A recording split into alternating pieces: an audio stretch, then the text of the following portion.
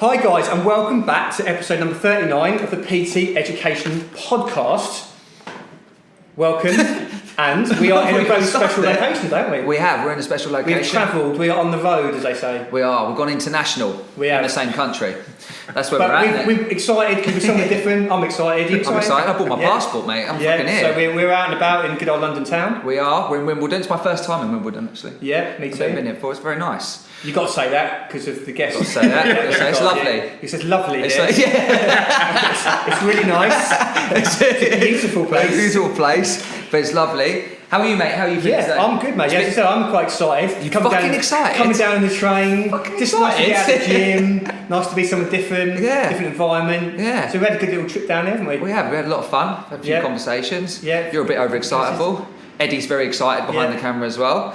But yeah, no, looking forward to this one. Yeah. I'll let you introduce because it's a colleague and friend of yours. Yes, it's a colleague and friend of mine. So we are down in London to visit a friend of mine, Sam Davies, who has a PT studio. And I think the best thing is, Sam, welcome for being here. Thank you very much. Nice to see you, mate. It's been nice to see you in person. We've caught up via Zoom, haven't we? And a catch up throughout over the years, but it's always good to see people in person. Yep. Mate, can you just give the guys a bit of context to your kind of career so far and what's kind of got you to be into the place you are now with your studio, so the guys can get a bit of an idea on you and what's got you to be here?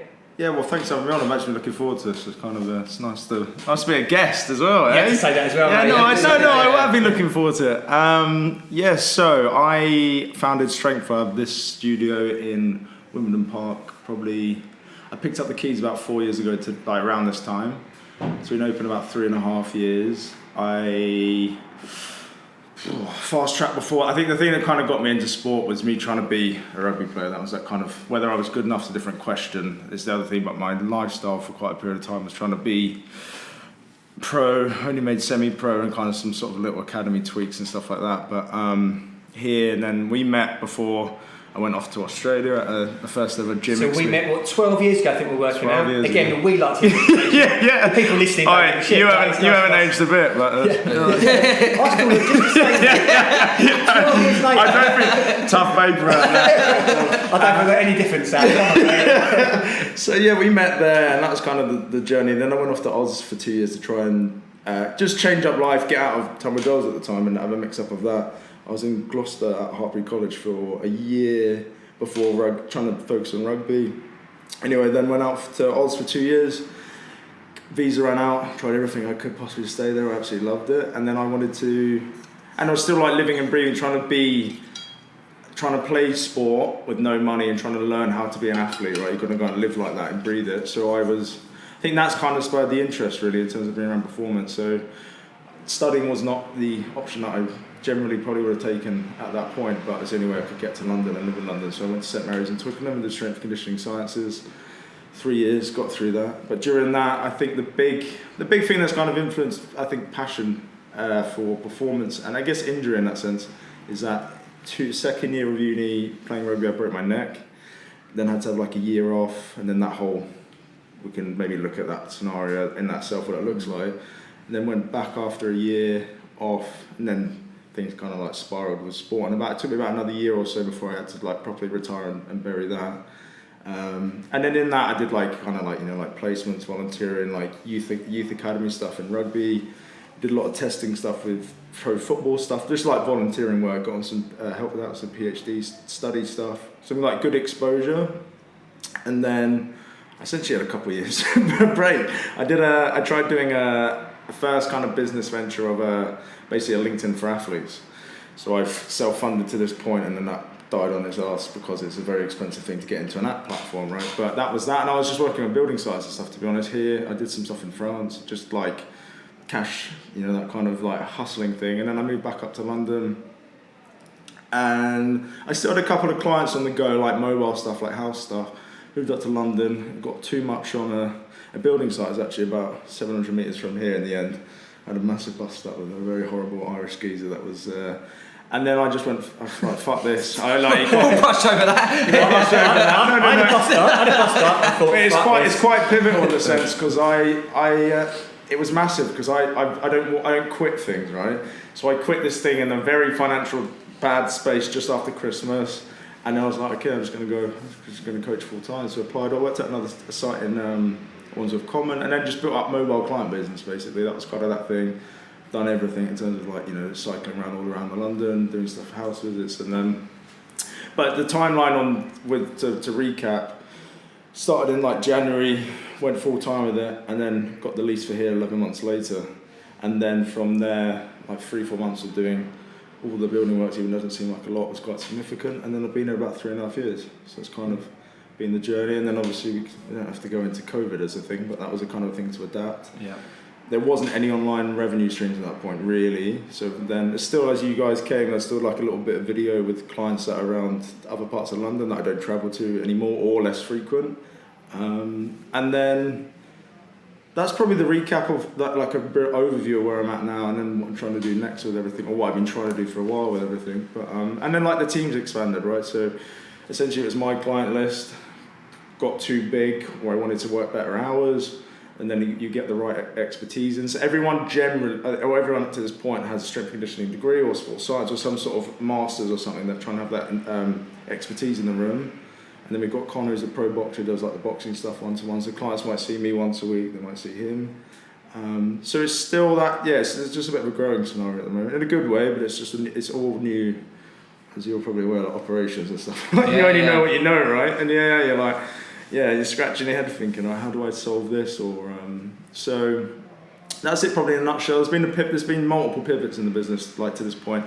Initially it was me launching to have a studio where the focus is like one-to-one, predominantly one-to-one training as like a 60-70% like revenue generation with clients, like city type clients, and then the rest was like supposed to be like youth athlete and performance with teams. So I had some very expensive valve tech and the other companies, like it's a force plates and a human track system, which I think you would absolutely love, I think, in that sense, and maybe yourself with it. So like it was like trying to like profile screen test, program, and then retest. So not what's only the track thing, mate? You said that human track. I don't know about this. Yeah, no. You've only got an expensive bill coming up here. So it's a system where they use like the Xbox One Kinect camera thing, right? So they essentially use that, but you have your own laptop with it, and you put sensors on wrists and ankles, and you basically run through like a battery of tests. You can do like overhead squats and everything like that, but you get live data capture, and you can look at imbalances, live feed, and you get a report at the end of it. So you can basically screen someone with data pull within like 10 minutes. Really good commercially, that worked really well. I have to show you. Look at you, you're like this. I think you lost him when you said about the Xbox camera. I pulled it out. So this is expensive, right? There's different payment things you do with it, but it's about £5 worth of kit.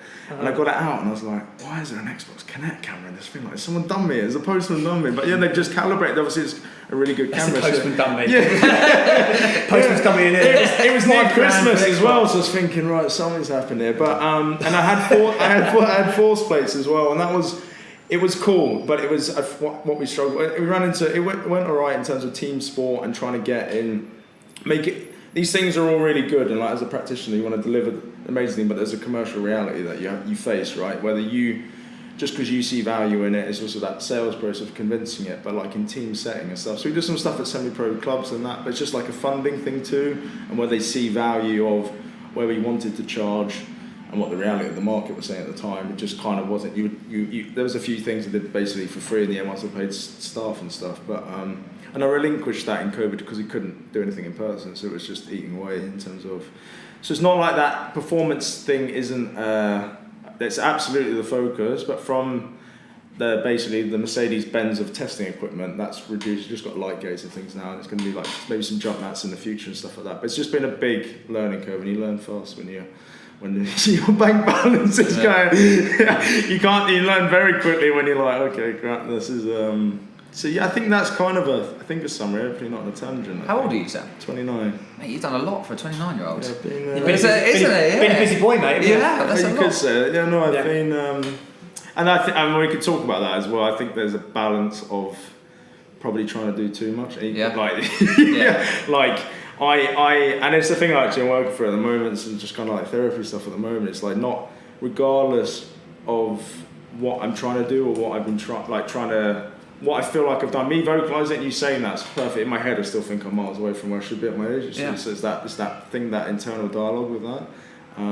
It's funny you say that. I was talking to a client the other day, and it was that idea of, it was someone that's always looking ahead, always thinking, we've got this journey to go on, and sometimes it's important just to step back and reflect on how far you've come and all you've achieved. Because for a 29-year-old, mate, that's a lot of stuff that you've done already, and it's a great position to be in, and you've obviously got future projects then if you want to talk about it, but in terms of what you're thinking about doing in the future, that's a lot that you've done. It's really cool. It's a really great experience. No, I really appreciate it. I need to process that and take it on board. I don't give myself that time in truth, and that's part of the thing I'm trying to really work on at the moment, because otherwise external validation, all these other things, it's like you can't seek that, right? You gotta have it internally. So it's kind of and it's been full on, right? Because the only reason I ended up setting up is because I had this performance mindset, youth athlete development, testing. I saw the value of it in a sport environment. It's like, how do we make this like something commercial from this, and also just like have a business that you can navigate with it. But you only know what you know, and then when you're doing, and then as I say, you learn fast with money, and you realise you're like, okay, I'm working to try and explore this thing, and it's actually like you do need to make it commercially viable at the end of the day.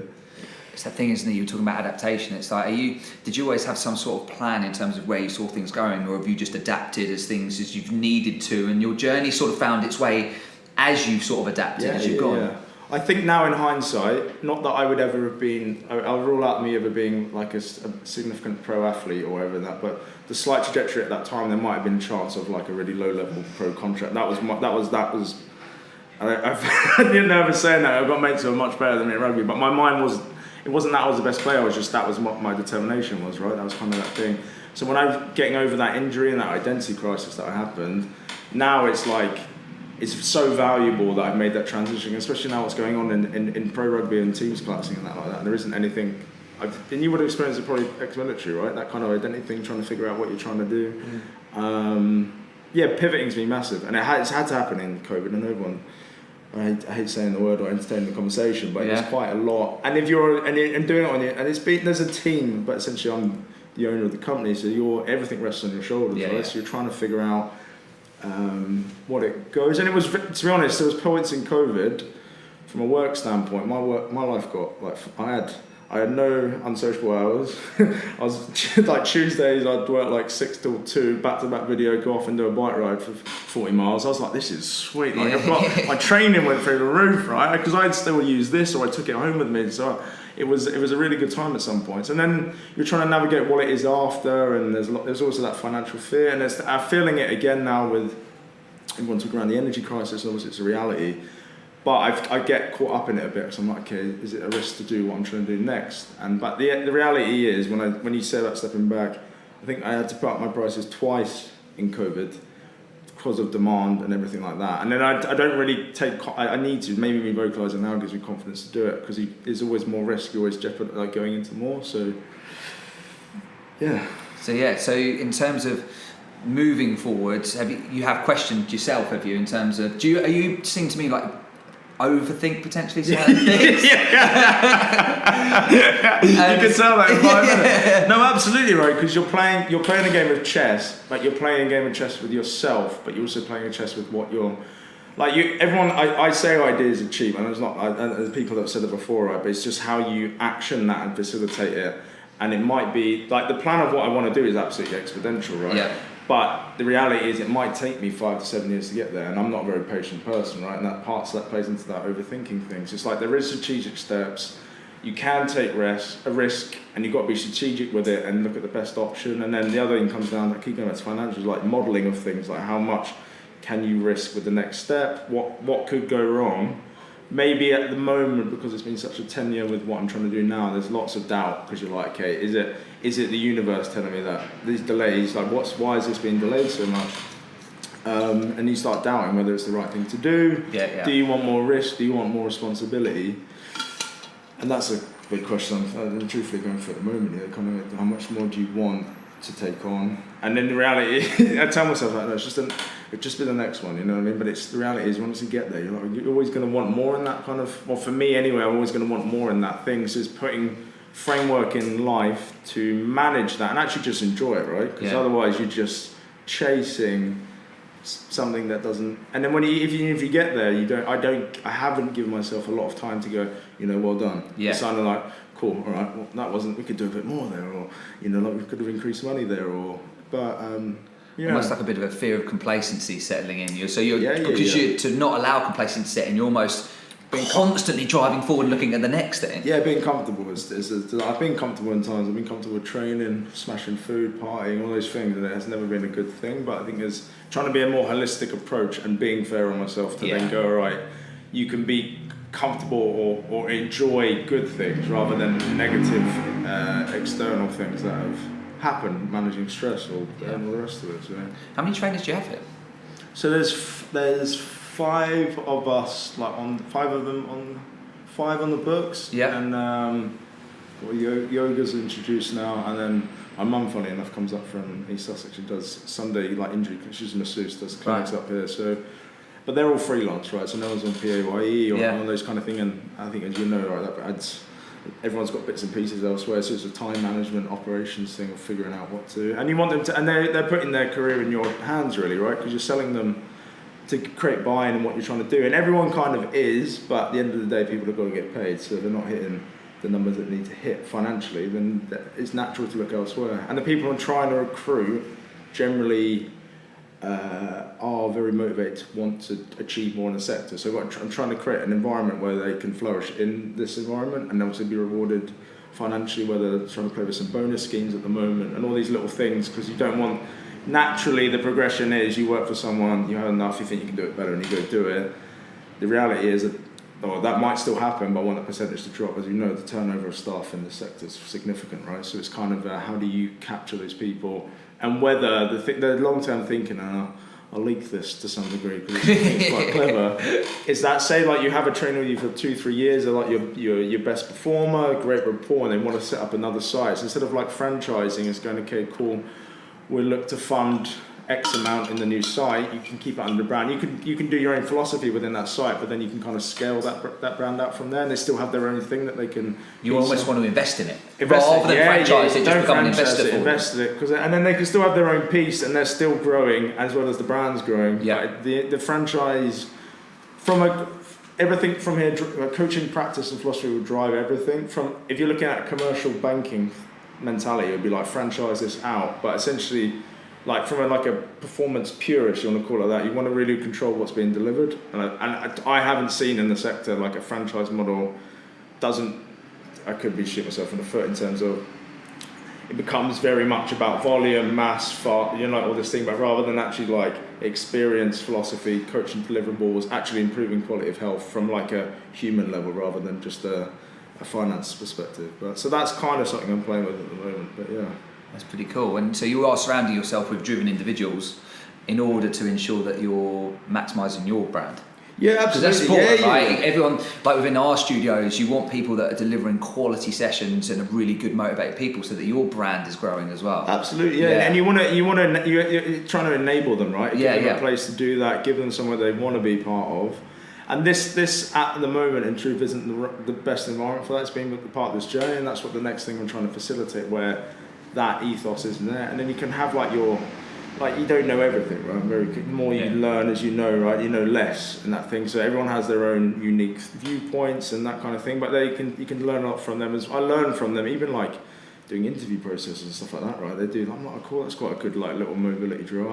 I'd use that, and then I've been running. I used one coming the other day. I was like, all right, I'm gonna start using that, and then it refreshes my programming because you get that feedback loop, right? You kind of then because you can get stuck in your ways. 100%, yeah. You can really get stuck in. It's easy to have this kind of ego, isn't it? And I think when I was younger, I had that ego. Well, I didn't want to learn from other people because I had all the answers. Yeah. And as I've got older, I've realised that. As personal trainers, if you're around other trainers, no matter what experience they've got, you can learn from each other. You can always learn from somebody else. They've all got some sort of life value or life perspective, or even some exercises. You might go, that's a different perspective, that's a different way of doing things. I think if you have that open mindset and you can park your ego, which I have personally struggled with throughout the years, if you can park that a little bit, you grow and develop a lot more. Oh, I think that's just in life in general, right? Ego is a disaster. I think I have to surrender every day, right? It's really, even from just a default standpoint, no, absolutely, I think you can learn a lot from. And I think initially, I think when it's up, you think Well, from an operations standpoint, you're trying to do everything, right? You're trying to do sales, marketing, deliver the sessions, cleaning. I'm a chief mop operator, right? I do. Got your that. MVQ, my And the reality is, if you remove ego from that, you go, okay, actually, these are my strengths. These are what I can do well. Yeah. These are what I don't like administrative stuff, or these things, or navigate, all those kind of like, all these, the tech things, and that, like, it's actually not a weakness going. And if you really want to grow, you need to enable other people to flourish in those things. So I've come on, that's been a shift in the last couple of years, and just like an honest shift, not rather because, that company's doing that, I need to copy them. It's kind of going actually like, it's a bit of an internal thing going, right, there's nothing wrong with, like, as long as, and it becomes transactional, you go like, so in that sense of like, you pay them to do that service, you expect them to like deliver that, right? So it's kind of I think what I'm hearing there, mate, is kind of some sort of personal growth as well that you've kind of beaten through. Yeah. What do you think are the kind of the main factors in your life that have led to your kind of personal growth?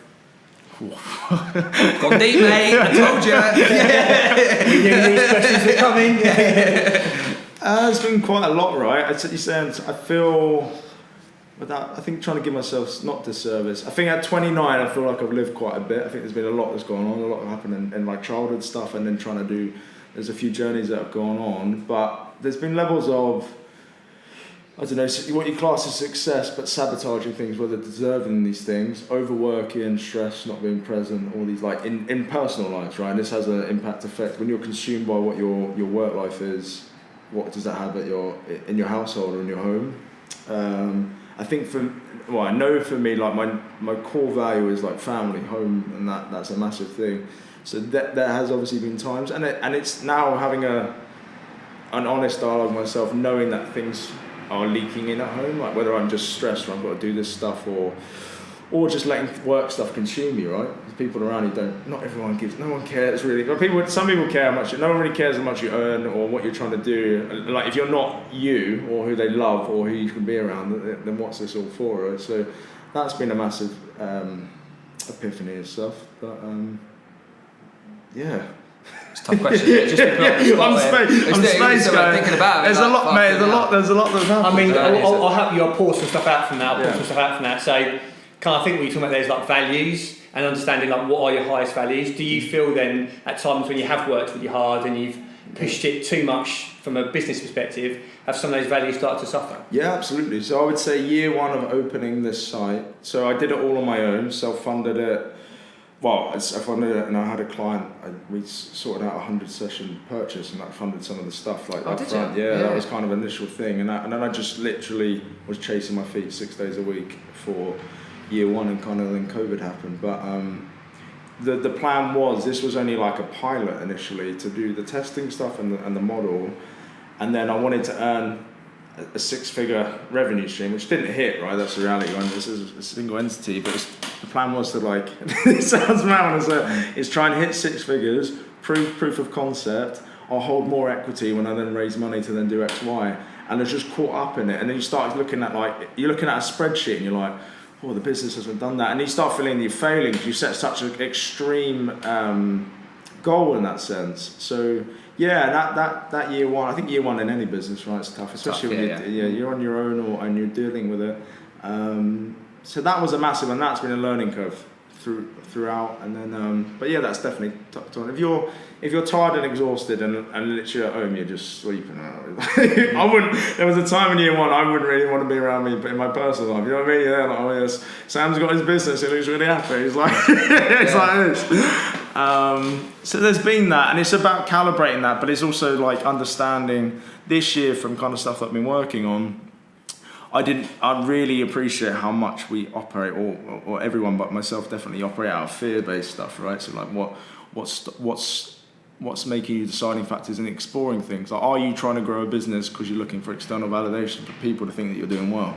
Do you really is that good for your soul? Do you know what I mean? Like, is me working, I don't know, 40, 50 sessions a week to fund X, Y, like when you're a shell of yourself for a period of time, is that happiness? Is that peace? And what that has a damaging effect? Is it a lifestyle that you really want? Probably not at the time, right? So it's constant, right? I think it's just putting that mirror up and just being honest, because it's quite hard. You can get caught up in your own shit. You can tell yourself a story that you want. And for that year one, me trying to go, right, I'm going to prove this, I'm going to do it all on my own. There was an initial investor that we worked on for like 6 months.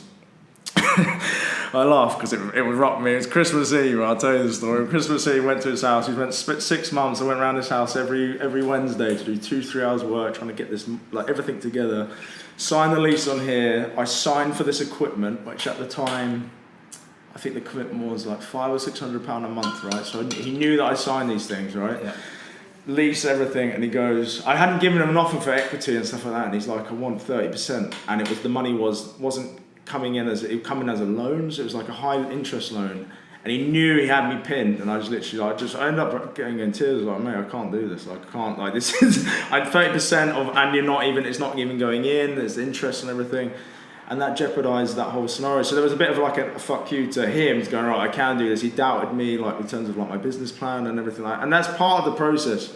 I think I'm very highly sensitive. I'll be the first one to admit that as a person. And even now in the last year of talking to investors and pitching, like, people care about your story, but at the end of the day, like, it's going to be a product. They buy into you, but the reality is that the numbers don't work, but the business doesn't fit them. So, but when they're like, the only thing I can describe it to you is like kind of that Dragon's Den thing, right? Yeah. And you leave it, and you just get your pants pulled down, and you just.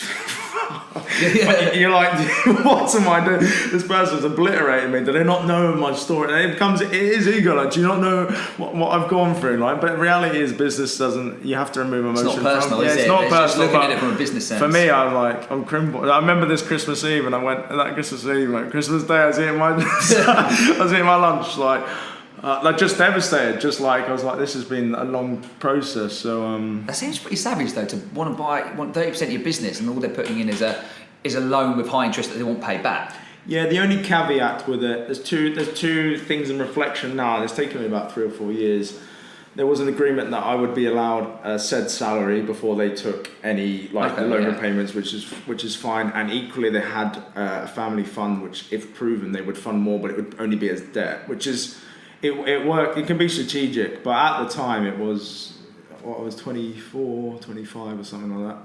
You only have so much experience of doing these things. Absolutely, yeah. And at the time of Christmas Eve, I was like, yeah, great Christmas. Yeah. And I had to figure it out. And I was in here on Boxing Day that year, just like trying to strip the walls, painting, just to get it together, because I knew I just committed to a couple of grand out a month before even having a business together. So it's kind of, I feel like there's been times of chasing feet, right? I think that's natural in business. Like, you're chasing, and it has been this year, to be fair. I think, obviously I spoke to you guys, and I will talk about it because I've been reluctant because clients know about it, but I've been trying to for about 14, 15 months.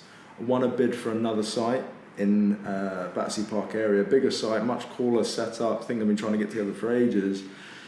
And this year has been, funded it all to this point while keeping this business going. And there was a bit of a dip in revenue January, February, March, in line with, I got ruptured my pec in January, so I was off work for a little bit, which was great timing with all this going on. But it just felt every month, well, no, it was a reality. Every month it was like another 2 or 3 grand invoice that you had to pay and you're there like, right, I've got to get this through. And this is the first time in probably 12 months there's a little bit of breathing space in the business, and it's been quite a difficult thing to navigate. And then that comes in with that self-doubt where you're like, there's been hold-ups to the planning office, there's been all these things, and it happens in life, right? But then you're like, and then you start thinking, well, the other thing is comparison, right? You start looking at your mates, like, my mates just bought a house, or they've done this, I've dropped all my money in something that, it wasn't until 6 weeks ago where I got planning granted that it was in jeopardy.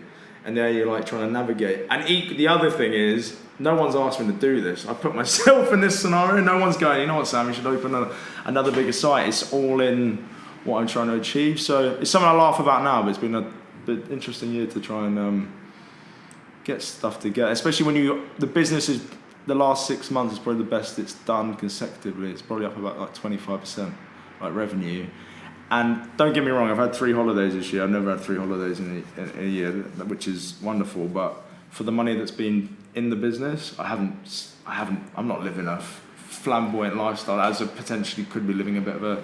So, but it's a long play, right? It's reinvestment, and it's having that trust in that process. So when you talk about that sort of 15-month thing, I think it is, isn't it? The longer that something goes, the more you have time to question it, and then the more time you have doubt. We were moving during COVID, and so it got delayed by like 6 months, and so you start to question everything. You're like, do we need to do this? Is how much money it's going to cost? It's getting delayed. It's COVID, so what the fuck's going to happen? And it's almost like sometimes the quicker something can happen, if your gut feels right and you want to go for it, there's less time to doubt these sort of decisions. No, absolutely. And the thing, so part of, I will disclose this actually, it's fine.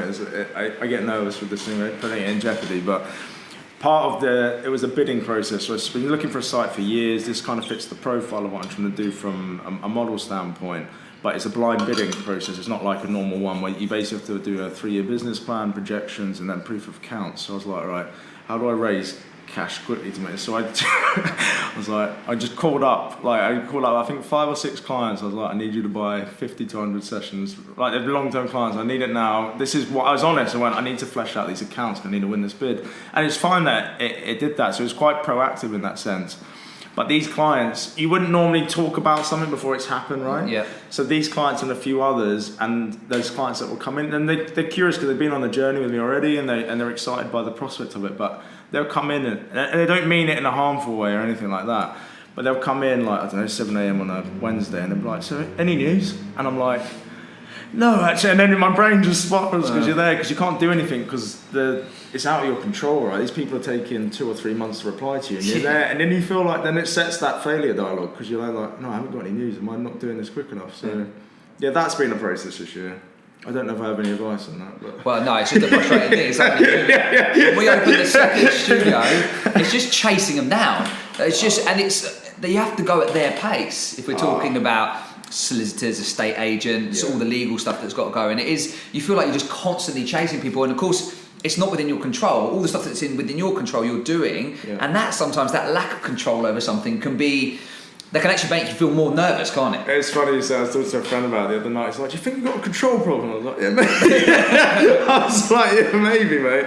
I was like, yeah, maybe I have. And we joked about it earlier. There's been many times where, and it's their work from home, and they're a local authority, and they're quite hard to get hold of, let's put it politely like that. But I'd love to just go in, not in an aggressive manner, just sit down. This thing could be dealt with in 5 minutes, but I'm not picking up phone calls or emails. It's the nature of the thing. But when it goes on for like 2-3 months, you're like, and then you just see that you're paying these bills, right? You're like, what am I? So. Yeah. It's been great hearing your kind of journey to the studio, and it's been great hearing the kind of the honesty there as well, mate. I think PT's listening, want to know what it's like, the stresses that you've been through there, and the difficult times, the financial stress, the worry, the doubt, all that stuff.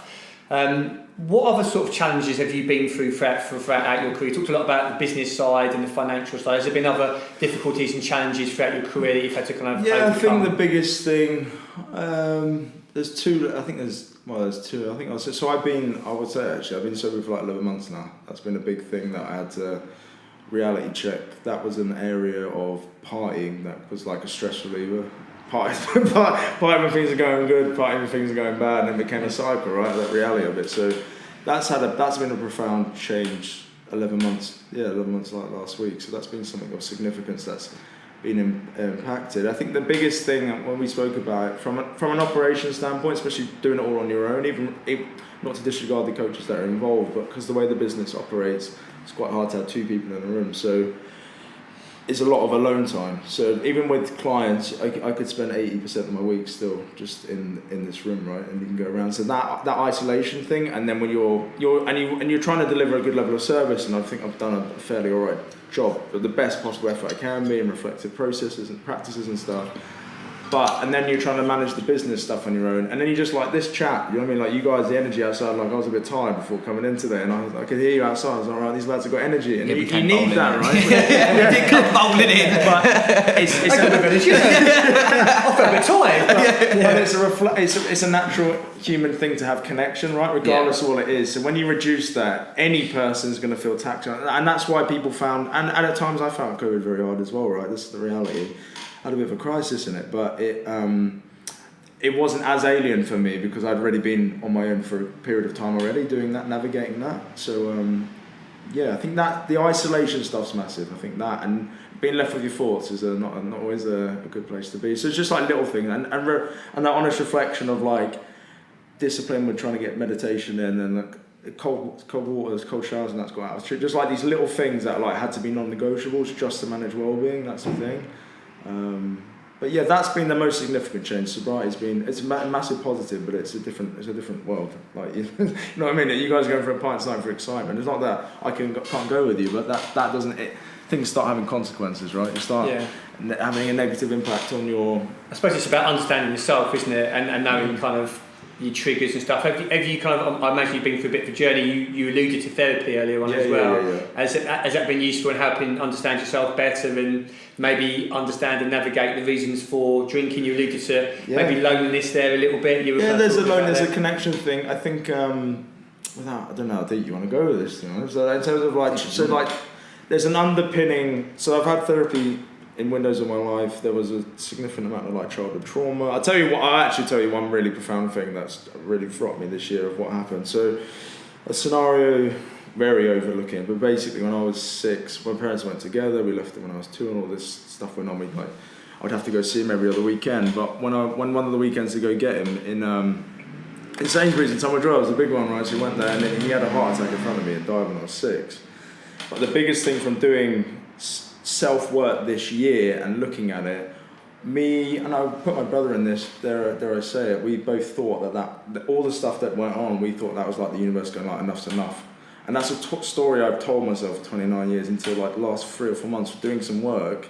It couldn't be further from the truth. I thought it was a good thing that he died, as mad as it sounds like it is, but it stopped this scenario. But actually, as a man, is not having a dad, not having that love, having that father figure, just learning to shave when you're all these and now I've got a beard, lads. It's taken me 29 years, but these little things. So that's been a profound thing that's occurred this year. And then you essentially, those destructive behaviours, or if you've gone through different types of therapy and early adolescence and adulthood and stuff like that, it's having a tool to navigate those things. I think there's a place to talk or do CBT and all these things, but essentially for periods of what I did, even times where I was probably partying more and doing deep work, I'd go into a session, I'm paying X amount, got it in the afternoon, I want my money's worth, let's think about all the shit that's in and you spend all day and you go in and I'll be like a machine gun, I want to get my money's worth, but they wouldn't, and it may be down to the practitioners that I had at the time, but they didn't really give me a toolkit how to process this stuff or just go about life, right? You're just bringing up shit and then you're left with it, and then that would lead to X, Y, Z. I think it's kind of healing from trauma, trying to heal through that and then not let it define you. I think I wasn't ignorant to believe that I hadn't done a lot of work, but the reality is there's still a ton that needs to be done. That's an ongoing thing. I think it'll probably be further. And you don't want it to define you and have these things seep in, like behaviours or actions or just being reactive, being angry, all these things. I literally just want to be a calm. I know how I'm programmed. I'm always going to take on more risk. Risk for me, in truth, my head goes stress. What's the previous stress coping strategies have been destructive in sense. That's not what I want. I just want to be a calm individual in that storm, right? And I'm always going to want a different storm or a bigger storm, but unless this vessel isn't calm or regulated or that honesty, then you're going to repeat X pattern. So that's that does it any service or disservice. Yeah, no, thanks for sharing that. I think it's important for people to hear that when you've obviously had some trauma in your past, and people listening probably have as well, and there's different levels of traumas, isn't there? There's the top end traumas you started to talk about there, and there's smaller traumas, and I have a bias towards understanding your past and reflecting on that a little bit, because it's amazing how your coping mechanisms now as an adult can be from past experiences. And you've mentioned today about dealing with thoughts. I don't know if you've mentioned stuff about emotions as well, and how you sort of deal and process with that now as a 29-year-old as opposed to how you did maybe when I met you as a 17-year-old. Yeah, because you only know what you know, right? You only have a certain level of emotional intelligence, and whether you read a self-help book or you live life, right? Life's the biggest thing to get experience from, and that recap. And you also know, if you're not great, you soon realise what ripple effect that has in your life, right? Your friends might not be that responsive and want to meet up with you, or little things, right? All these things, so it's kind of having that reflective mirror. But no, I think it's, in the last 11 months, the honest reflection and the process and understanding on what processing things. You basically, from what's going on, I would say that I feel like a kid at times again, right? You have a coping strategy that you might have used in a party format for 10, 15 years or whatever, is no longer there, right? So then you're left with, you've got to deal with, you're literally like being a kid again, like you're in social situations, you have to learn to be comfortable with yourself. It's simply as like, is it at a wedding? Like I went to a wedding in the summer, and one of my friends, I was talking to her, he knew it, and he's like, I wish I could like not stop drinking. He's like 4 drinks down, he's like, I'm nervous. I went, mate, I'm a bit nervous, right? You're meeting people you don't know, like ice breaking, it's all like formal and stuff like that, but it's empowering when you remove such a negative thing and cope with these things. Like you have these first experiences, you just build that I guess experience with it all, yeah. I mean, from talking to people when they've had sort of disruptive coping mechanisms and they stop those behaviours, then people have shared about suddenly being accustomed or not accustomed, aware of all these new emotions that you've buried before. Is that something that you can? Yeah. Fucking hell. It's uncomfortable because you've got to deal with emotion. How can I give you an analogy? Imagine like you have say you have stuff happen when you're a kid where you're too young to have any understanding of what you just feel like rage, anger, and these things are like embedded. You could nullify that until your adult life. Or some people go through the whole life with it, right? At the moment, I'm really putting effort into to feel those out, feel those processes and that. But there's been times where I'm like, you don't know what to do with this emotion. You can't put a label on it or anything like that. You just have to feel it and process it. But yeah, you're coming more in tune with, like, why would I get angry at this thing? Okay, because there's resentment here from 10, 15 years ago, and it's just that it's triggered, right? And then but you don't know. I didn't know what a fear was. Like I thought a fear was a lion running at you, right? But actually, there's a lot of fear-based actions that we do day to day, right? A lot of fears, like, are you like self-worth stuff, people pleasing, like, well, how much your actions are like people pleasing, not for yourself. God, there's a ton of things. So when you start looking at like what is your operating system and how you go about your life, you can really have some. And it can be overwhelming, right? Because you're like, all right, maybe I'll park this bus for a bit. It can feel really intense, can't it? Because you're becoming aware of the emotion, but you made a good point there about associations, and what a lot of people don't realise, it's not the situation that's triggering it, it's something from the past, and they've developed this association and this narrative around X, and now they've experienced something similar, and now they've got all these overempowering emotions, and it's less about the current situation, maybe sometimes about the past. It's quite amazing when you realise that, but as you're saying, it takes quite a bit of deep work, it takes a bit of self-awareness to really realise where emotion's coming from. You have a completely different lens, right? You're like, why have I've been operating like that? And I think the example, I'll give one more example. So, and it's without being too. So with that scenario with Dad, I've overlooked quite a bit of it, but that scenario, that means I'll give you an example of when I was playing sport, and when a coach at one of my last clubs, or 2 of them, when I felt messing me around, like politics, dropping me and stuff like that. That rejection from a male role model. I didn't take, and I look back now and I can see like I took it beyond to heart, right? But it was loaded with a previous experience due to my dad thing. But at the time, I just thought this guy's a cunt, right? Like, what are you doing?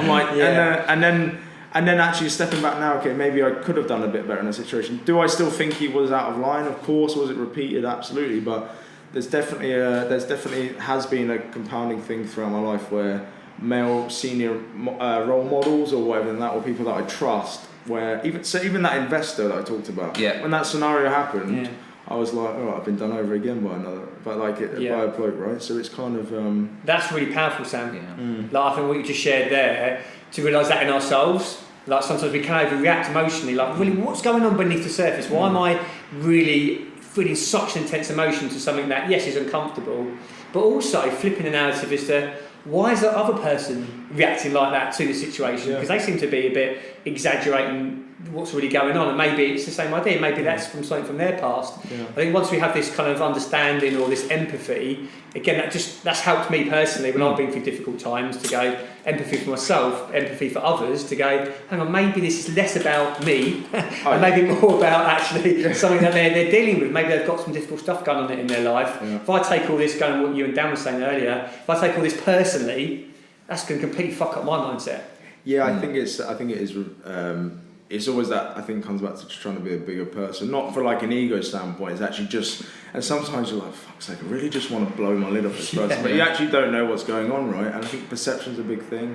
Like, it's been some financial stuff this year, or with certain people or vendors, and it's just like, way they've acted around payments and stuff like that. I'm like, fucking hell, I'm doing everything I can to pay you, or I've paid you, and then everyone gets. I feel like everyone gets funny about money anyway, right? Transactions, and it was always an awkward conversation. I think in British civilization, that's a big word for this, isn't it? That's the biggest word.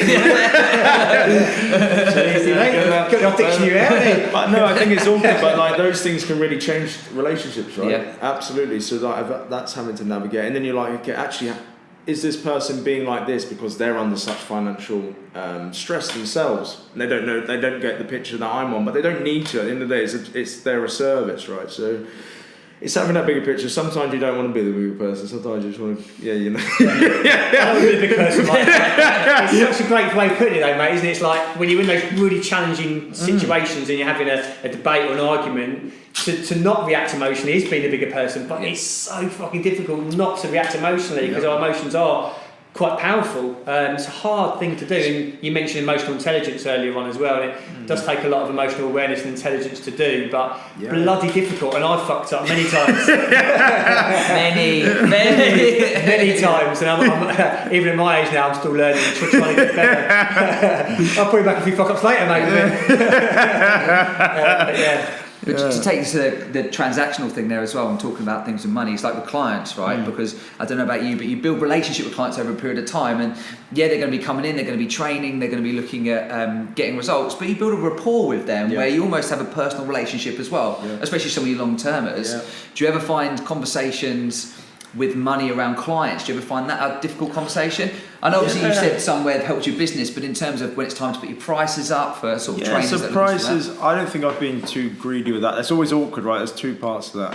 There's the conversations with it, and then there's the putting prices up. There was a time for demand. At the moment, I should put prices up. The reality is I'm not being greedy based on demand, because who knows what the next 3, 4, 5 months are, right? I'm not here to penalise loyalty. And that's something in my head. I'm like, and the other thing is working too much. Like, if I put my price up, maybe I'd lose 20%. Not that I want to, but I'd work less. But I know how I'm built.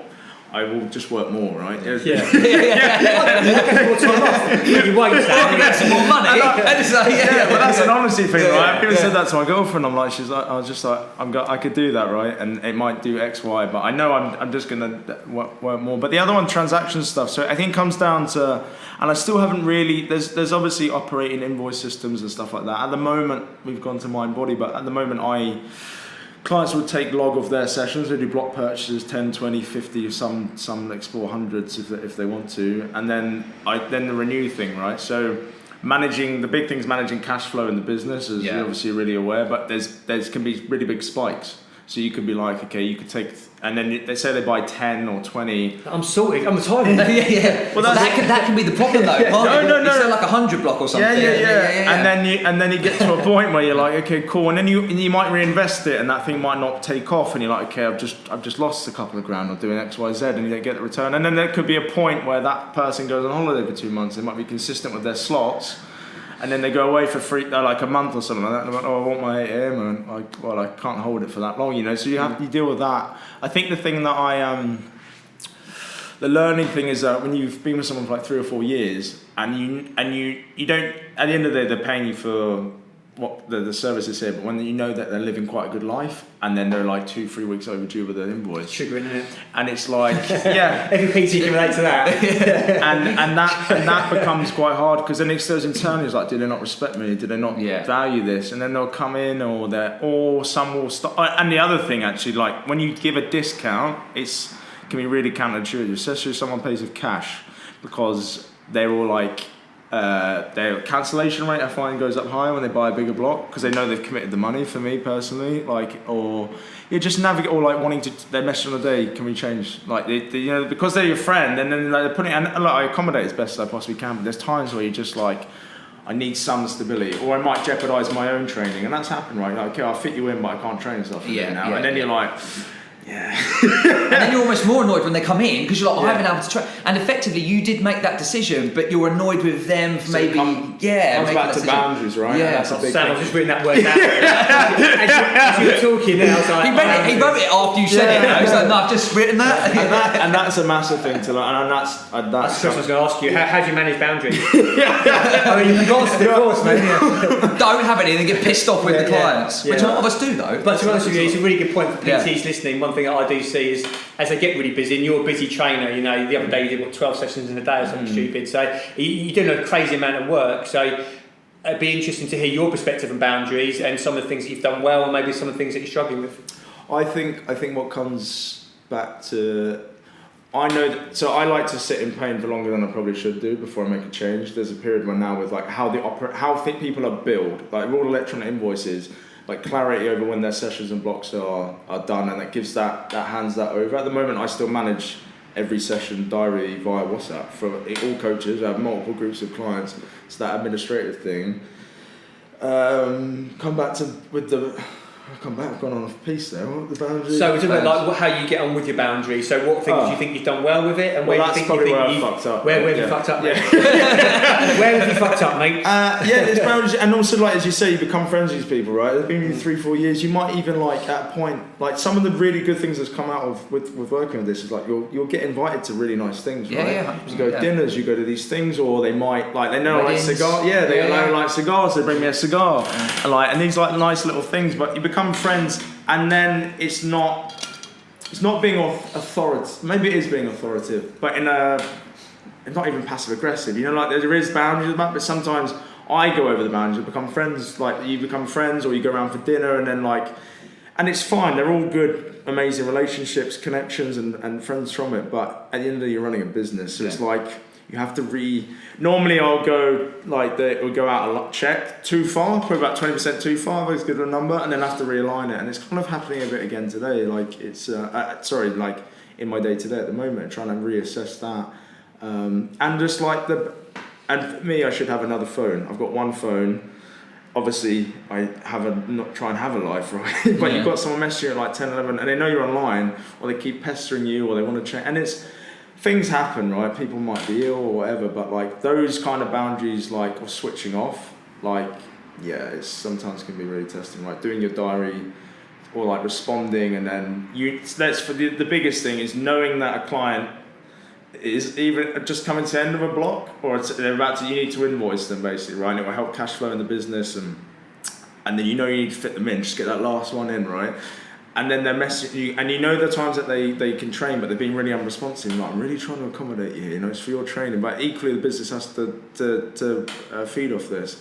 So you're trying to accommodate, and then I think when you start putting value and money over these as a forefront, and then you run into these things quite quickly, right? So. Well, you've also done a great job to build strong relationships, haven't you? So on one side, and any successful trainer, I think, is great at building relationships. And me and Dan have talked about this on the podcast before. So on one hand, you've got these friendships and these relationships, and on the other hand, you've got business, and it's trying to sort of reconcile and manage the two can be difficult from a boundary perspective. And I think it's an important conversation to have for trainers, because it's not black and white, is it? You've got to think about how is it influencing you and your life and your well-being, and how you want to manage it going forward. It's a difficult one, isn't it? No, I think it reflects just like operating system stuff in terms of like booking, scheduling, those things. That transparency thing that I'm trying to implement at the moment. But no, absolutely. But like on a Sunday, if you're doing your diary for 3 hours, like you're supposed to be with your family, right? Yeah. Or I'll be there watching TV. Someone's just texting me, I've got to do that, or send them over. Like it can be a little bit consuming. Let's probably put it bluntly. But yeah, it's not black and white, and I'm still learning how to try and navigate it. But there is good in all this, right? They're miserable. It's great relationships, can't you? I mean, you mentioned the word pain earlier on, mate. I think human beings don't change until there's enough pain to make us change. Mm-hmm. Yeah. I think you were kind of alluding to that a little bit, like you said, you like to sit in pain for a while. Yeah, but human beings do, don't they? They're like, I'll wait until I get really uncomfortable before I lose weight. I'll wait until I'm really skinned before we wait till we've got a lot of pain before we change. Is it something you can relate to? Yeah, I think there's a little bit of sadistic nature of just like wanting to suffer a little bit, or just put yourself through that, or you like, let's just say suffer. Huh? You want to suffer? Yeah, I think there's a level of, but you feel like you're struggle when you're suffering, and you'll grow, you learn from it. But it's like quite martyr living, like there's no one's making you do this shit. But in your head, you're like, I don't know what. I'm trying to give you an example, but yeah, I'm trying to think in terms of a pain scenario. But you know, it is a reality, right? It's kind of living in that, or like you can tell the market based on what we might know about what's going to happen in this recession and everything like that. Okay. Price about like putting up money or I'm going on a tangent. My brain's gone. You put pain and suffering. We'll come back. It's fine. Pain and change, mate. That's what we're talking about. Pain and changing. Yeah, I think so. Okay, to be successful in business, you need to make mistakes fast, quick, and learn from them. There can be repeated patterns of still making the same mistake. It's not too painful that it's jeopardizing what you're doing or day to day, but there is a compound effect of this thing that happens, right? So it's being really honest and going, okay, this isn't, I can see this not sustaining in the next 6 months of whether it's ad spend or whatever the hell it is, and like whatever that side of things is, but it's just having that honest reality of it, because equally if you stay in that pain too long, you could jeopardize your whole business going under, right? It can be the reality of...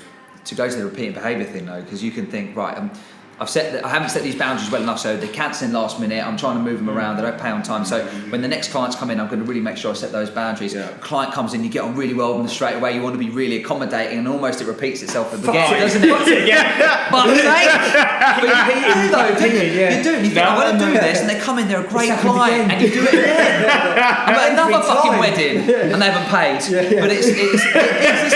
It is. I can see why I haven't paid, I've seen the fucking wedding. But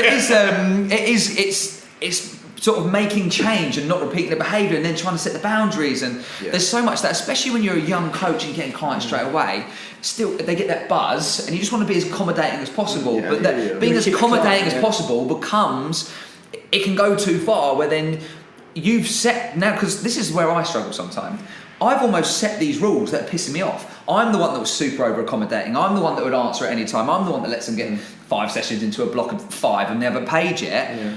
But I'm the one that set those boundaries. So it's up to me. I can't now be annoyed with that person for accepting them for what I've set. Yeah. So it's important now, can I unpeel that and change that? Or more importantly, next time, can I make sure I've got my boundaries in the right place, right? Because you just keep repeating that place. I'm glad you told me you've been struggling. Every PT listens to this can relate to this conversation. I'm me included. You know, I've got it wrong, or I haven't put the boundaries in place early enough, or cancellation policies in early enough, or whatever. But as you said, Sam, you need to try and learn from the mistakes. You have to. We're human beings. We have to repeat the mistake a few times. Sam was saying, first time, many times. Yeah, 40 clients in a row. I'm repeating the same mistake 10 times in a row. Maybe I'll learn. An area that I'm really interested in, Sam, like as you know, like is injury and pain as well. And I know you've had a few injuries and stuff. Can you sort of just talk through a little bit some of your injuries and some of your experiences? Because I think it'd be really interesting just to get your perspective. Because end of the day, you know, you're someone who's been passionate about exercise, strength and conditioning, semi-professional into, could have been potentially professional rugby player, very passionate about it. Now I remember meeting you when you were a young lad, you're a little beast. You know? No, he's nice. You weren't there. No, you're probably right. You bullied. Do you know what he actually did on that? He said a rite of passage, and I think I'm going to live this by when I have a family, right? He said, to be a man, you have to watch all the Rockies. And, and I watched all 5. And we used to do this conditioning session on a Friday. I don't know why I did it before a game, but we would just play the Rocky playlist. Do you remember the classics? Yeah. Do you remember the hill sprint session? Mate? I do. He used to, I've done it actually. We did a hill sprint in time. What's the park called? Northern Park. Yeah, and it was his he went out for his birthday. I got a photo came up the other day, right? Saturday night, he felt guilty for eating chocolate cake, right? Those days. I came from Crowborough on a Sunday by public transport, right, to go up hill sprints up there just to be like make ourselves sick. So we weren't guilty about having tequila. And you're like puking up, and I was shouting at him, and like, this old granny's walking the dogs. I was like, "Fucking come on, Sam!" That was back in the day. I was a young man. Not these days, but I've matured and changed now. I remember the time we were talking about the Rocky films. I said I haven't seen all of them. He was just like, Oh, mate. What? This, It has a like profound. disgusted. Yeah, no. Yeah, I am just. No, that's me saying thank you for that. Though. I think it's important. I think any male child will have. Yeah, will I'm going to make my daughter. She's watching them. Albert, sit down. Can we watch Cinderella? No, Rocky One. Rocky One got an Oscar. 1976. Got an Oscar. Classic, Albert. No, I think Sit yourself down. So I've got to walk on get an this film. Oscar? Yeah, Rocky One got an Oscar. Did it? 1976, boys. Best What did he get an picture. Oscar for? Soundtrack? Best picture. Best picture, didn't it? There we go. God's flown. But no, bringing it back into the injury side of things, mate. Yeah, we missed that bit. Yeah, can you just sort of share some of your experiences with injury and some of the sort of difficult you've had there? So the most significant injury, even though in 2013-14, essentially broke my neck, herniated a disc in my spine, C6, C7, so I had to have a discectomy and fusion, which is. It's not uncommon in rugby players, a front row and stuff like that, but that was quite a massive thing to navigate from. I was trying to play a level that I hadn't really succeeded at, and I was doing really well in pre-season and stuff like that, and it happened like a stinger, like nerve pain and stuff like that. Played on for like another 15 minutes in the game because everything just spasmed, right? And you don't want to look like you're weak, right? Yeah. So then fast track like 3 months later to have surgery, but basically I went from. I guess from a life standpoint, the injury, I was training three or four rugby sessions a week, 4 or 5 gym sessions, working on a bit. Like that was the most active I've ever been in my life for a period, and then went to going on a cross trainer for an hour, watching all my mates on these things that went on. But yeah, no. So I had that injury kind of fast tracked.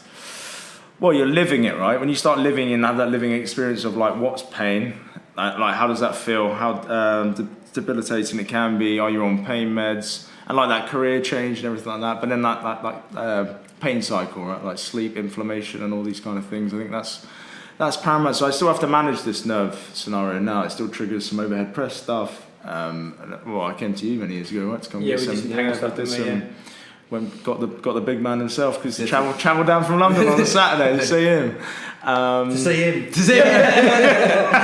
I was desperate. I think we got Missy James. Fucking 3 hours on the train. That was good. But no, it was. No, so that's the most significant one. I think from that, and in reflection now, I think it's probably a main driver in me having a level of empathy that's actually really valuable in what we do, right? I think that's massive, and understanding stressors and life stressors and people's careers and what's going on, and then like the loading parameters that we put them on in the gym, right? Like a 60 kilo back squat one day might fucking feel like 200 to them because of what's going on externally. So it's given me a level of empathy and kind of oversight that I wouldn't have had without it. Would I want it? And now I'm like, okay, fine, it happened, right? At the time, I could say for a couple of years I wasn't too happy, right? It was kind of like everything's over, but and then this year I ruptured full rupture left pec tear. Pec tears and knocked it down. Everything off. Whole thing blew off. I got. How'd you manage that? Yeah. It wasn't even sizable. It's a small scar, but it's. Was that like a 160 kilo bench press? No, annoying is it was a 100 kilo bench. 100 kilo bench. Nothing of like you can't write home about because that's what they say, right? It's barbell. I haven't done a barbell bench press. Everything's kind of good now in terms of dumbbell work, but. That was. Was it the tendon right at? Everything blew off there, off the sternum clavicle, bicep heads. There's like 3 screws in. So that happened in January, and like the whole Oscar-winning performance. I was at a commercial gym, thankfully. I was with my girlfriend, and then I was like, mate, it's gone. I threw the bench off, it blew off, and then I threw it, and I just went, get the ambulance, get the ambulance. He's like, what's wrong? I was like, please just get the ambulance. Anyway, I was sitting in reception like this. Eyes like this, my girlfriend's there, eyes rolling back in my head, froth coming out of my mouth because the pain's so high. She's there, like really worried. They finally gave me oxygen and that. But yeah, I had surgery from that, and this is the most thorough rehab process I've ever done discipline-wise. I think I did something every day for 4 or 5 months, and it's probably where it's at now. It's probably it's almost back to like 80-90% in terms of movement, but that's been another journey, especially with all this other business stuff I talked about. That's why I think this year's been quite defining, right? Navigating that while coaching people in a sling at one point, you know what I mean? Like for like 2 or 3 months, those kind of things, and also trying to get new sales. Yeah, they're like, how'd you do that? Oh, you're lifting weights. Oh yeah, you must be good then, mate. It's quite putting you on the spot. So I think understanding what it's like to live with pain, how to like in terms of like having spasms or strategies, recovery strategies, and how important they are. You can only, and there's times I think you guys might do it, I speak for myself, but you'll be telling people that they need to do X, Y, Z, and they're like, yeah, and I always, I'm being paid to do it, but I feel like I go overkill with the, because you actually care, right? You don't want them to be in pain, and you want to don't do a disservice here, because they're not, you can get more out of what you're doing from what they're doing in the sessions, but they won't address these external things that are, and then they're not getting to the goal that they want, and then it comes back to that money side of things. They're not getting to their goal, and they're paying you. You feel like you're doing a disservice, but they're not, the likelihood of them wanting to stay with you after and it's kind of out of your hands. So I think just having that empathy around pain and stress, I think that's been... So it's amazing how we go through these hardships in life, and I think injury, when you're in persistent pain, and I can definitely relate to that, is, you can go in a bit of a dark place mentally, and as a trainer you can feel quite vulnerable. I remember breaking my hand once and not being able to carry weights for clients, and you just don't feel like a proper coach at times. No. It's a difficult process to kind of navigate injury and persistent pain, and sounds like you've drawn some massive benefits out of that as well, and gone, well, actually I've now got a whole new lens, a whole new amount of empathy for people who have got injury and pain, or who are just going through some difficult times, and you're also now taking that step back to go, hang on, there's a big holistic global picture here to look at. No, absolutely. With that, I think the caveat to that is I do some work with Street Soccer London, this charity that's in Black Prince's Trust. They help kids with low socioeconomic backgrounds with football. It's just like somewhere to go 5 days a week. There's a whole mentorship thing in there. But anyway, I've done some S&C to help them out, because obviously these kids can't afford access, so they come here. But I've made some good relationships, and one of them, I'm free when I say this, because I've been telling him not to play football for a while now, but he's had a knee injury, and I think he's now going to have it was meniscus and an ACL tear, and then he went back, because there was an NHS system, right. A year of not playing, his mates are playing, he's developing, he's at under 18 level, which is quite integral for him. He's gone back, and then I reached out to him the other day, and it wasn't so much, I know the injury's there, right? It was me just literally going, I checked in, I was honest with him, I said, mate, how's your head? It goes such a long way when you're in that position, because it's fucked. That's the reality, and you're on your own. You start thinking your mates aren't doing it. You're living in pain. You start comparing that you trained like this before. You can't do that. You don't feel strong. Your outlet, and especially for us, right? Training is a massive reliever, right? Or stress reliever. It is for everyone else, but it's partly why we're in this sector. And when you remove that from the conundrum, I was on the watt bike for 2-3 months. This lower body, I couldn't hold dumbbells, so I was doing body weight split squats. It's only so much stimulus but it's a needs must. But I think that comes back to the empathy thing, and and the guy's going to come back in. But I know that goes such a further way, that conversation, rather than going, I can solve all your training problems, which we can in some degree, right? We can prepare you for surgery or. And the rest of it, but that psychological element, right? You only know what you know, but I think it comes back to that life experience stuff. Essentially, if you have a hardship, there is something good in it. At the time, you don't think that. I can promise. Benefits, mate. Benefits, mate. There's no positive whatsoever. It's just shit. And it is. And I've got mates. A lot of guys there's a core of us that we tried doing this rugby journey together, and not one of them is playing rugby anymore. We keep having to drop off retiring because of their body, and it's that place of just that their family will be like, you should, when you're trying to do that, and then you play sport, and then I was thinking of a friend in question. He had another injury. I only laugh because he's had quite a lot, and we can joke about it. But he had a bad injury, and he'd just come back 6 months, best he's ever been. Got injured doing something in the touch rugby, not even contact. Rolled his ankle or something like that, and he's in a low place in his lounge. His mum comes in, she goes, not another injury. You shouldn't do that. And he's like, what the fuck did you just say? He's put his life behind it, but. Let's go back to that young lad though. Sometimes it's just showing you care as well, isn't it? It's not just about getting them back in, but showing you care and you can empathise. Yeah. And it's just, I think that goes a long way to building rapport with people and actually helping them through those times. Because pain, actually, being trainers, especially if we're trainers that help rehab people, I think it's not important to go through. Well, it is important to go through. You don't want to try and get in pain, but you can empathise so much more. Yeah. I think it's a really good point, actually, isn't it, in terms of being able to help people. Well, just any life struggles as well. I think as I've got older and I've been through more life challenges, that's given me more empathy for just when people are in a difficult place mentally. If I've gone through my challenges, then I can kind of relate and connect a little bit, and as long as that doesn't cloud my judgment because I'm like, well, I got through it. Why can't you just? I got through my pain rehab, so you just fucking do it. Like, I got through it, mate. I just carried on training. that's where it can go the bad way. Yeah, like, linking back to that with boundaries, Yeah. when you have such a relationship with a client, and then you put so much effort because you care, but you know a lot of external factors, and then that becomes a different kettle of fish, right? Because then you're actually like, what is my job? I'm not. But dare I say it, I'm not a life coach, right? You're not that, but it's like, what does that boundary look like? You can't tell them to, I don't know, fucking get their food delivered every day, or like all these things, or you shouldn't probably go out 4 nights in the week and come in. You know, like these little things, you only have so much influence. So it comes back to that, and that comes back to the boundaries for me, because sometimes you're like, you know everything that's going on in life, and it can be quite overwhelming as well as a coach, right? You're like, why am I knackered?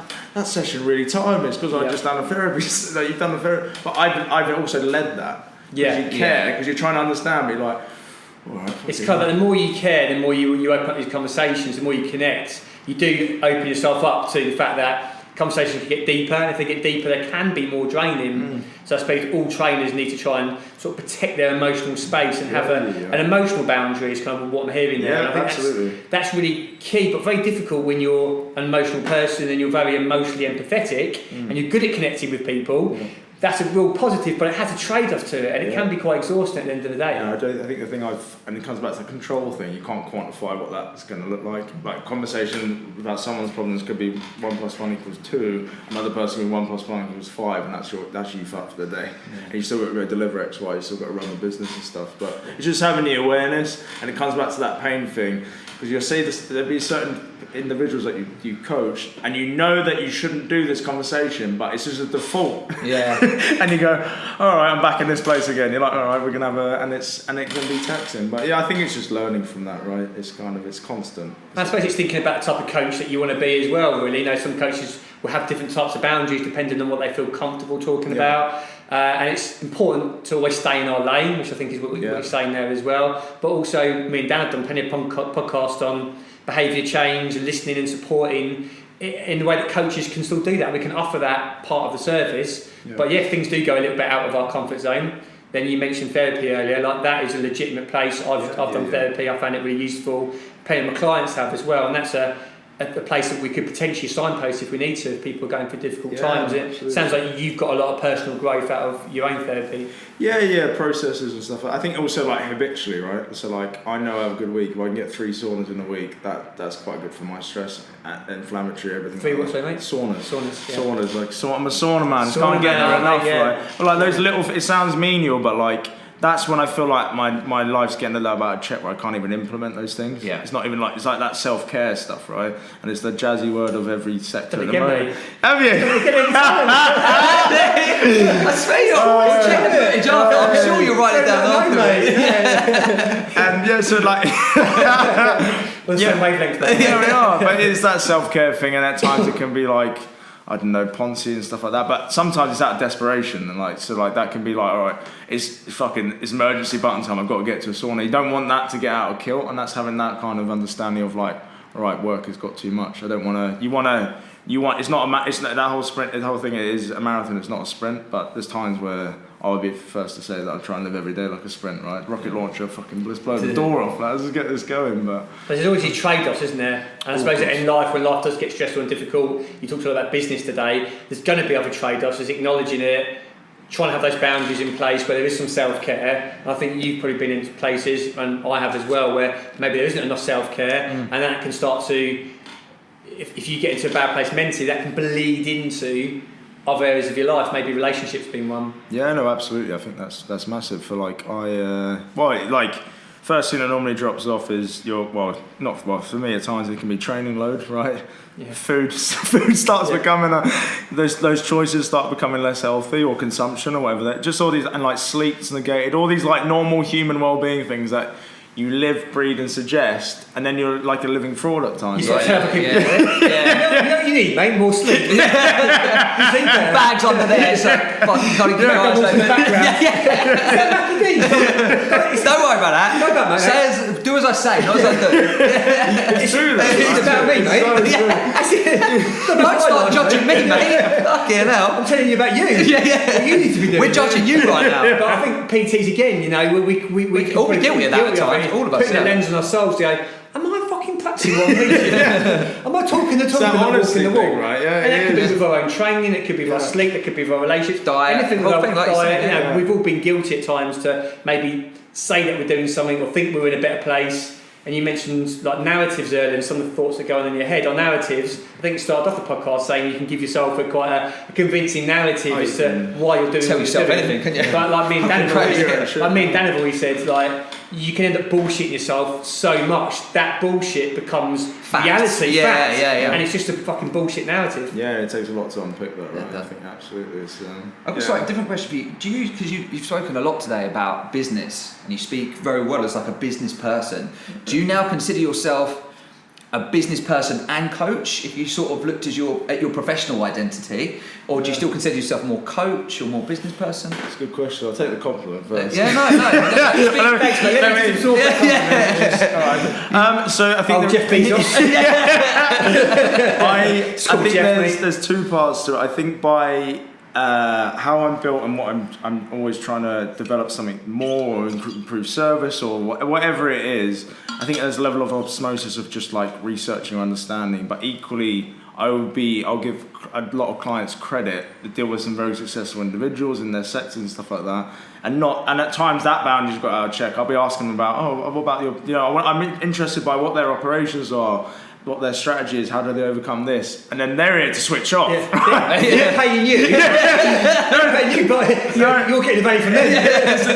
And it is sometimes sometimes I text someone going, should I be paying you for a session? Sometimes I go like, I was like, sorry, it's a bit much, it's just an interest. There's a level of osmosis, right? It's kind of like going, okay, these people are successful.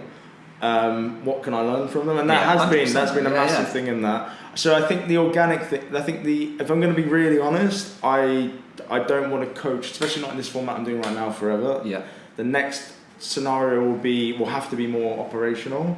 Do I want to coach from my own terms with a select demographic or individuals? Absolutely. But the reality is of not trying to have a brand that isn't Sam Davis Fitness is something that I don't want to be. At some point, I want to be able to walk away or have it on my own terms. So it's about enabling other people and then to flourish in that scenario. So yeah, and it comes back to that like oversight and overthinking, right? You're trying to play those things, and it comes to the strategic thing at the moment is like how much, like in terms of the really honest thing is like investment. Okay, there's a multitude of conversations that I've had with a number of people. Some of them think that the money I'm asking for is not a lot of money. Some I'm having to really convince them, right? And then you're like, okay, maybe I'll quadruple the raise and I can launch 4 sites, these kind of things. But it's just being greedy. It's not the reality of what it is. But you're trying to play, and when you value a company, you're trying to value it like, you can value a company on X and whatever the multiple is. Doesn't mean someone's going to invest on that. And then if they do invest, you need to, the value of the company needs to go up more for you to even raise at a higher valuation, otherwise you're fucked. So you value a company at, I don't know, let's say £10, and then it goes into a negative like equity state. Like you're gonna have to dial it further. There's all these like strategy things to think about long term. But yeah, I do overthink those things. You're sort of putting your thoughts out there, aren't you? And business can get complex and can get stressful, and as we said earlier, you're learning and developing all the time with it, mate. Well, the reason I asked is I quite enjoy business as well, and as we've gone on to like have a couple of studios, I do enjoy that side. And you look at your career as you're moving forward, and you think a bit like you, actually, almost exactly like you. I think I'll always want to coach, but maybe not as much as I'm doing now. But definitely be more involved in the business side. I think that could be a really nice balance. But I was just interested because the way you talk, I'm like, you definitely like your business, don't you? You seem to be strategizing over it all the time and thinking about it quite a lot. I think it's organic, right? Do I want to? I feel like I've done my stripes. You know what I mean? I feel like I've done quite a bit of intensive coaching for a number of years now. But I think it's organic, right? To grow. But the thing is, you're the only one that you could facilitate having multiple sites. So you could settle that 2 and then use that money to invest in and set up another business, right? Or do this as another, which you guys are doing, but you're in charge of that. So you're trying to like be decisive, not second guess, not overthink. And then and it comes back. I don't want to talk about money too much, but there is a money side of these things, right? There's only so many things that you could venture at one point, and you've got to live. You've got to make these things possible. So, yeah, I think there will be a natural transition. That's why that's what I'm trying to facilitate, and also just grow something. Right? I think I want something that you can. Essentially walk away from, or whatever that looks like. Or sell let down the line, or whatever that looks like. It's been good to go kind of full circle with our conversations today. Actually, Started off a lot on the kind of business side of things, again, share some real honest thought processes there, then go about some of the sort of psychology stuff and thinking about some of the challenges that you've been through, and you've been really open there, mate, so thank you for that. And then finishing off there on the business side of things as well, really, and sort of going full circle, which was hopefully valuable to the guys listening. I know I've really enjoyed it. That's been really good. Thank you so much for coming on, mate. We really appreciate your time. Is there anything else you want to say? Anything you say off your chest anymore? I feel like we can follow you, Sam. So we'll do the work handle at StrengthLab407 or personal. I think it's like Sam.Davis. Samuel.Davis is mine. Yes. But no, it's been a pleasure. I've actually really enjoyed it, and hopefully we'll get some good content for you. Absolutely, mate. Well, thank you for coming on, and we'll catch you guys again next week.